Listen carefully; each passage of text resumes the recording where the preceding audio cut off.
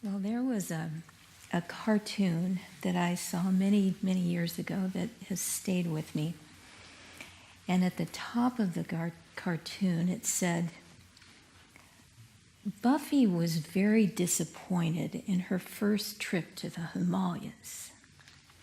And then you see all the Himalayan crags and a tiny little path weaving through all these treacherous mountains.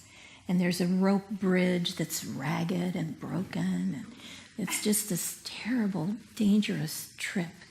So you see all that she's gone through, and she's made it up to the little cave where the guru is. And she's asked the guru, so please tell me, what is the meaning of life? How do I find happiness? And the guru has answered, my child, happiness lies within you. And then you see the balloon that has Buffy's irate response. She says, what? Happiness is within me? I've just come all this way and that's all you can tell me? Poor Buffy. She's been looking for happiness outside of herself. She's been looking for it everywhere, just like we do. The roller coaster of highs and lows and likes. I like this person. I can't stand that person. This, I have good health. No, I have bad health. Oh, I have good health again. Oh, up and down and up and down. And we're always looking for distractions. Okay, well, if I get this, then I'll be happy. If that person likes me, then I'll be happy. If this works, then maybe I'll be happy. After a while, we start remembering all the past suffering and how things just don't work out that well. And it starts affecting our hopes for the future. And then we start thinking, maybe there's a better way. And then we come to the practice of yoga. We have to become inwardly tranquil. We have to become even-minded.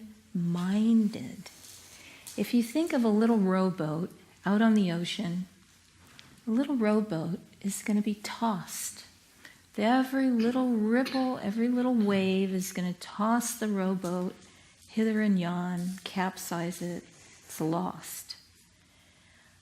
We have to become like a big ocean liner with thousands of people on board. Imagine one of those really big ocean liners. You can just cut through those waves without a tremor. That's what we want in life. We want to be so strong and so centered and so deep that the little hardships of life don't even register. Can you imagine that state? That's what we want. And Yogananda has given us a path that helps us to do that. Our path is one of service and meditation.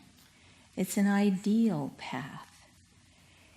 He's saying to meditate without any other thought except union with the divine.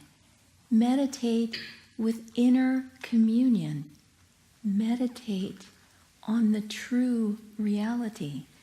That's how our little Buffy is going to find the secret of happiness. She has to go within. And it's so easy to say, well, I've looked inside, there's nothing there.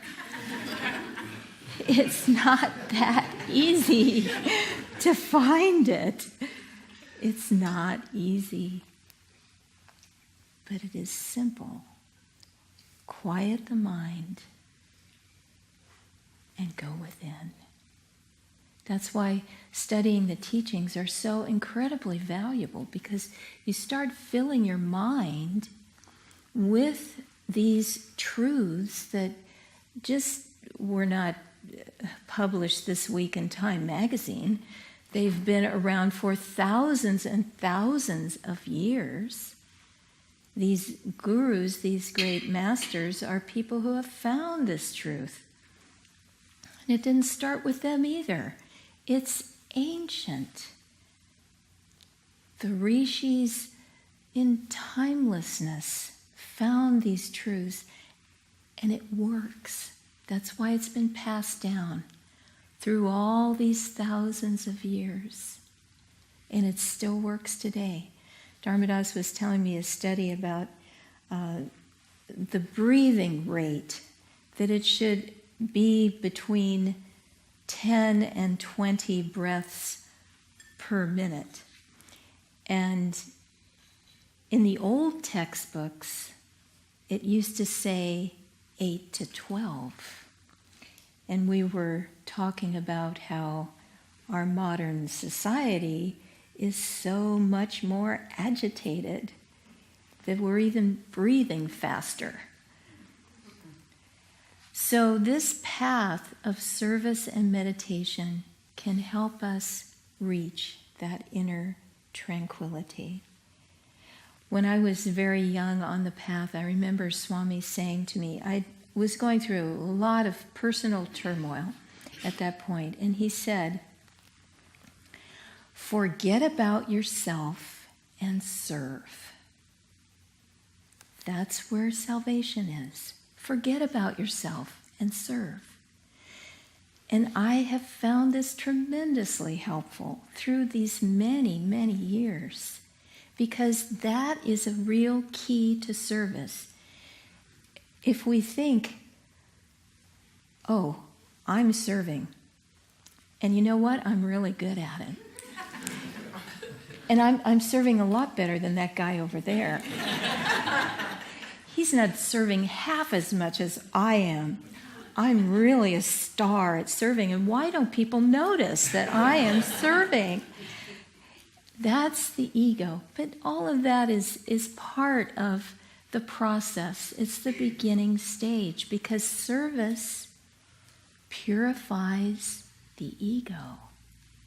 That's why the Gita says, action without desire for the fruit of action. We have to forget about the self and serve. But that's only half of it. How we serve is the other half. Serving is a self-offering to God. So if we forget about ourselves and think only, what can I give to God? How can I perform this action? And it doesn't have to be creating a space shuttle. It doesn't have to be rocket science. It can be washing the dishes, or doing the laundry, or cleaning the house, or helping in any way without thinking about yourself, and with thinking instead, Lord, I am doing this for you. Not comparing myself to anybody else. That's like Martha and Mary. Martha saying, she's not serving. Don't think about that. Think about how much I love thee. How can I serve thee, Lord my God, with every breath I breathe? That service helps your meditation, because that awakened devotion helps you to perceive the true reality of things. You know, the times that I have had the chance to meditate deeply and for a long period of time have created a very interesting perception. When I sit to meditate, I automatically think, oh, yeah, this is the reality. All that out there is just duality. This is who I really am. That's what we want, and that's the first step to realizing the self. That's our path, right? Self-realization. We want to get to that point where we realize, just like the Guru told Buffy, the meaning of life, the secret of happiness is within each of us. So, as we continue on this path, let us find renewed energy and renewed commitment to not get caught by all the distractions of this world, and instead have that chant in our minds that we were just singing. Engrossed is the bee of my mind on the blue lotus feet of my Divine Mother. That's how we get rid of the distractions. It's so difficult in this hyped up world where there's so much going on and so much expected of us. But if we can keep bringing it back to that idea, that feeling of love for God. And if we don't feel love at first, then just reference everything to him, to her, to that which you find dear. Just keep saying, help me to understand. Bring me closer to you. What is this reality? Ask all the age-old questions. Who am I? Why am I here? This is the beginning of the journey for every seeker. What is my purpose in life? And instead of just going, okay, well, that's too confusing. What's for lunch? Stick with it. Don't give up. Don't just turn on the TV and zone out. This life is so short. We have so little time. We can only sit in meditation for so long before the knees go out, the back goes out, we get into all the ways that, oh, I just can't sit to meditate. I'll just watch television instead. Don't give in to that. Focus your mind and keep asking. That's why study is so important, because we fill our minds with these thoughts that keep us going. Go deep, and you will become like that great ocean liner. The little passing waves of this trauma and that disappointment and all the ups and downs of life won't affect you, because you are grounded deeply in spirit.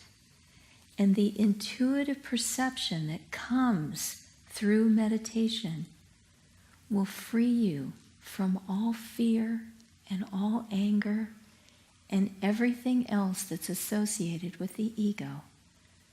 We will, instead of clinging to this little piece of flesh and blood that we think we are, we will realize ourselves as the infinite reality. That's what we were born for.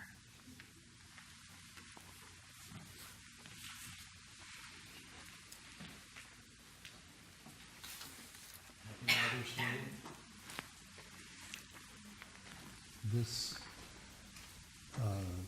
blessing of the Divine Mother that has taken human form, we all owe our lives to our mothers, and we all owe our existence to the divine love that the Mother is an instrument for.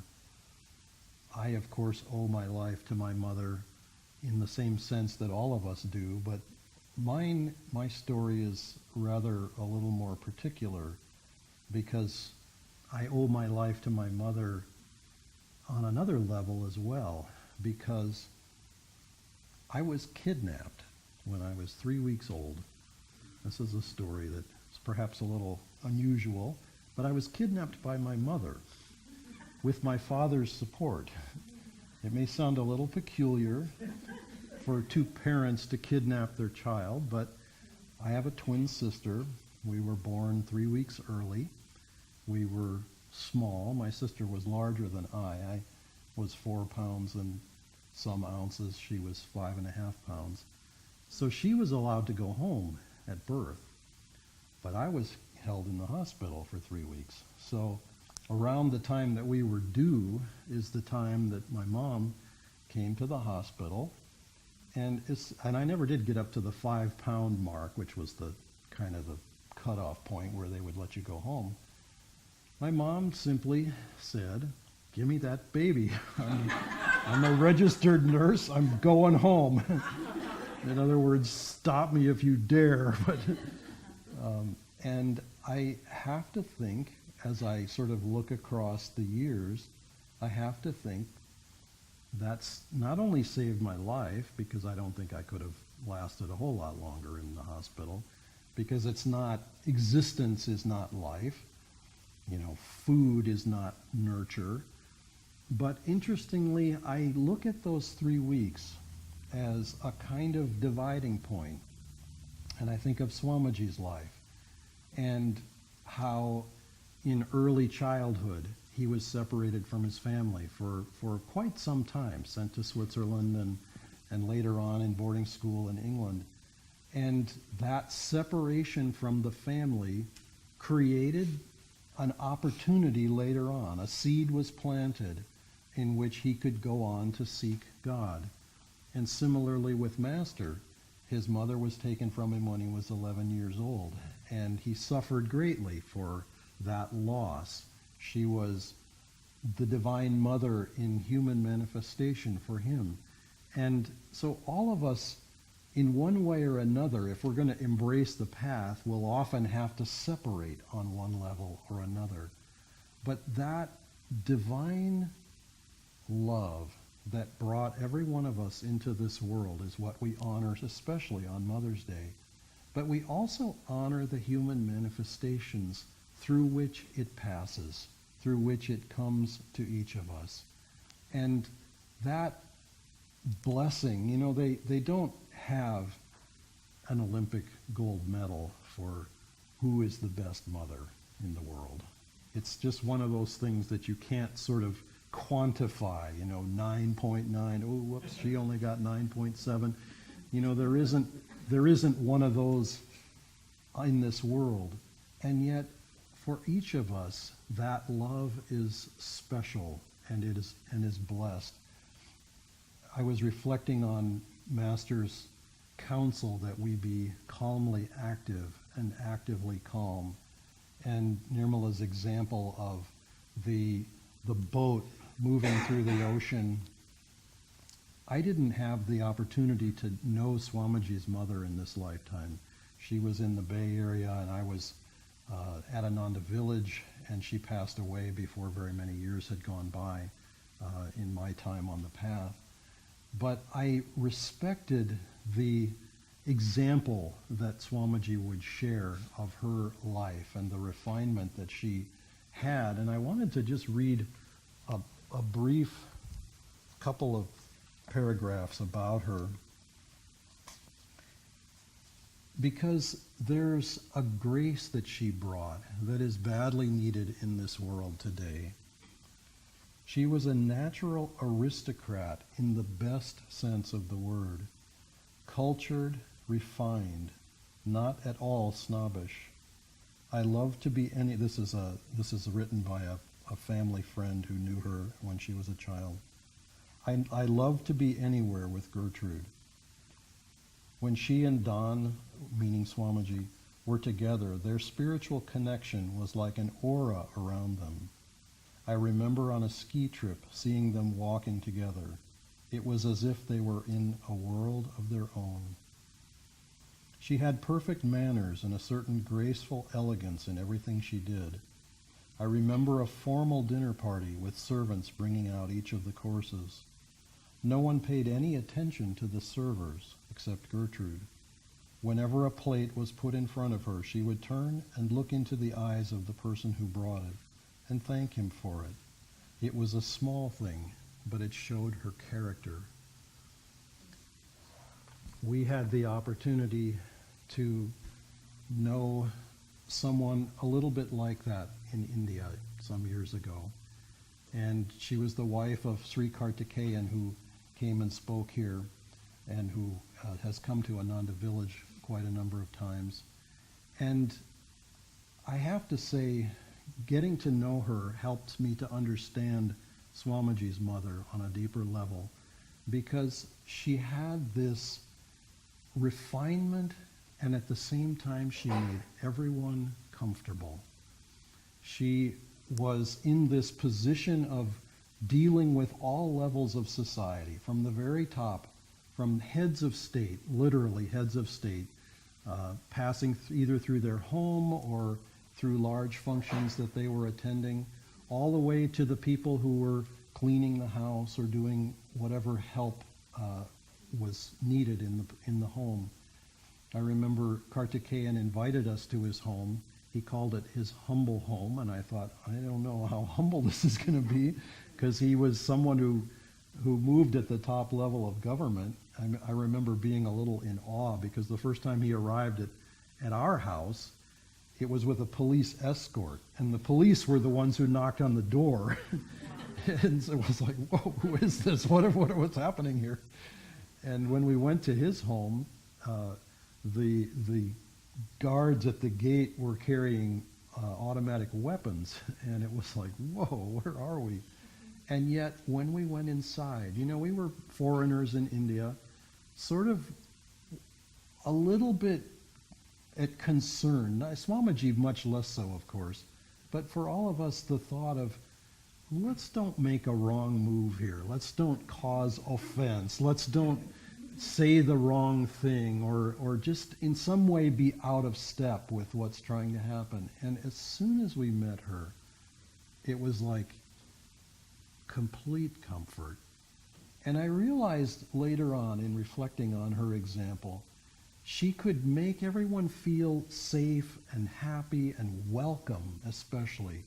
And I thought, what a gift to be able to give the world, because, and particularly, this is the part that it kind of surprised me as I thought about it, if you're working with heads of state and you can make them feel welcome and appreciated and understood and accepted, how much more harmony is going to come into this world? What a blessing to be able to do that. I remember when Sri Kartikeyan arranged a meeting with Swamiji and the President of India, and Nirmala and I had the blessing to be part of that meeting.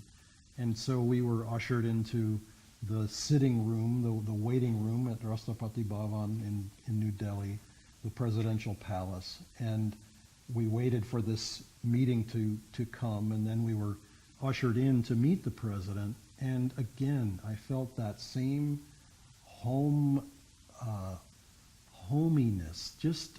We were meeting India. We were meeting India, literally, in that figure.